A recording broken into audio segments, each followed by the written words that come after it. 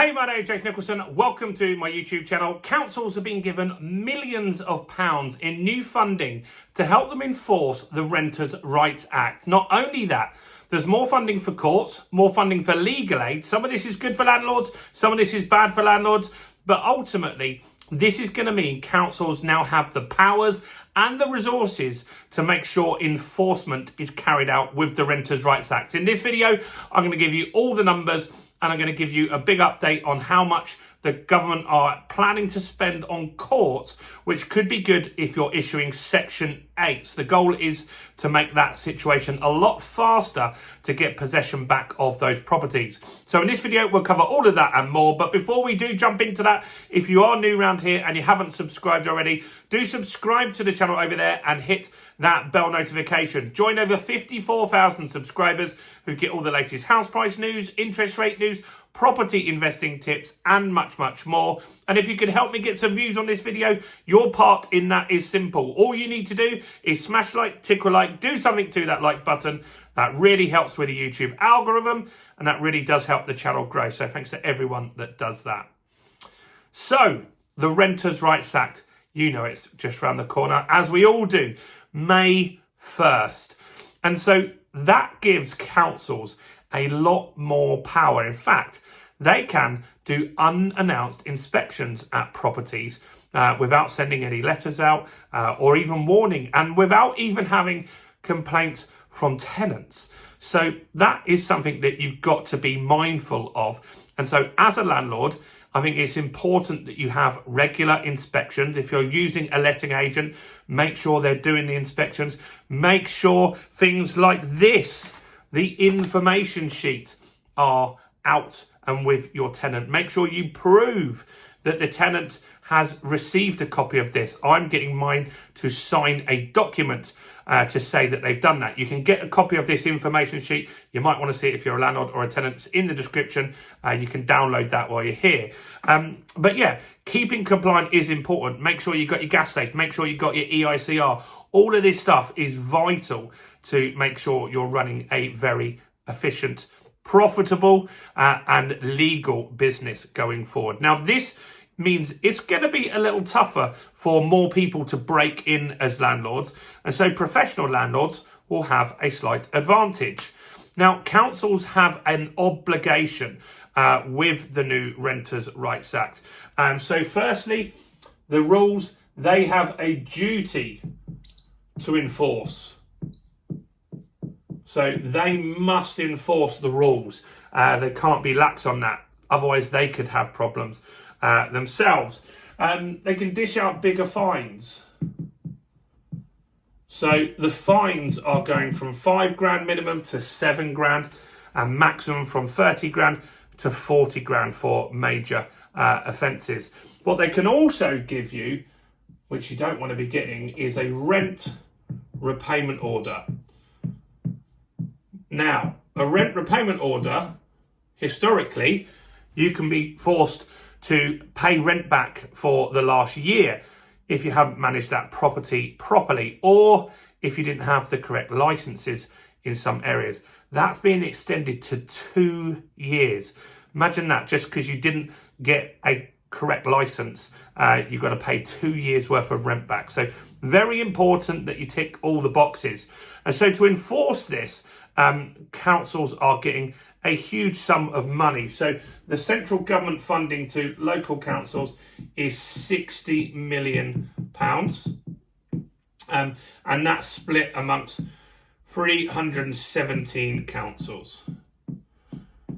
So it's not insignificant, the amount of money. And what you've also got to remember is that they, as soon as they dish out a fine, that gives them more funding. So if they give out a 40 grand fine to someone, that pretty much covers somebody's wage for a whole year.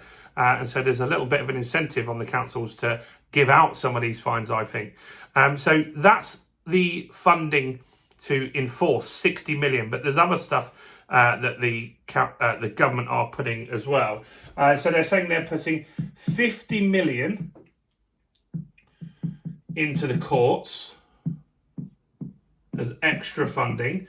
And the goal of that Here's the statement from the government website is to ensure justice is delivered for both renters and landlords.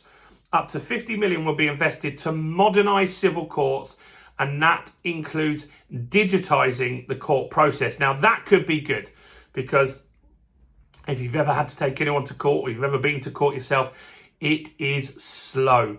You submit paperwork, it takes months to get checked off, and then you have to check whether it got there.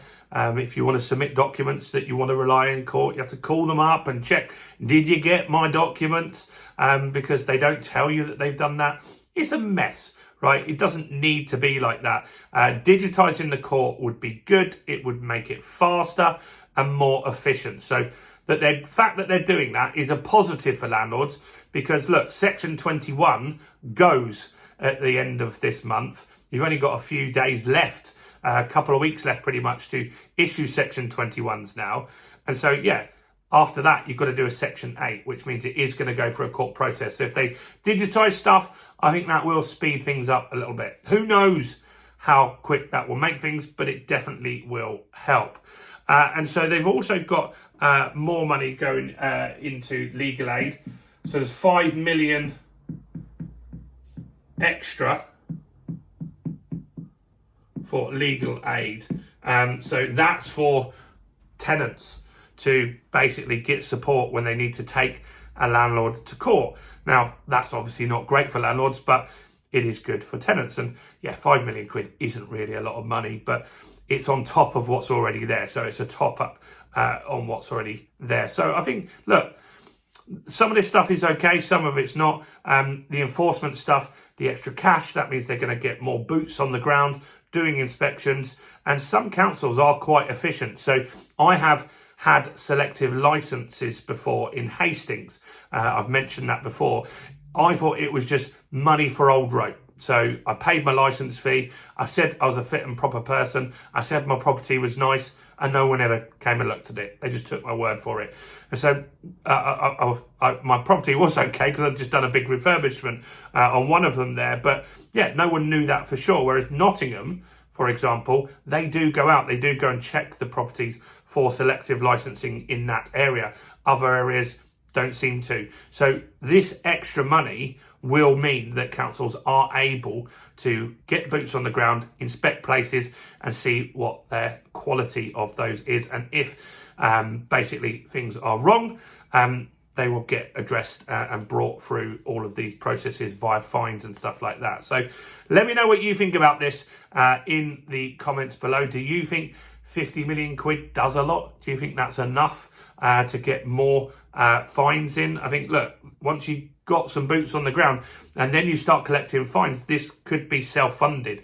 We'll see how those fines work and where that money ultimately ends up. Does it go back into this and grow the team and get it even more efficient? Time will tell. But yeah, that's the latest update from the government today on the Renters' Rights Act. There's going to be tons more stuff over the coming weeks that you need to know about. So that's a reason to subscribe. Do make sure you like the video. Make sure you grab the information sheet. Like nearly 3,500 people have grabbed this from me now. And get your tenant to sign that they got this. Because that's your problem if you don't get that. Do check out all the other content as well on the channel, including this video right here.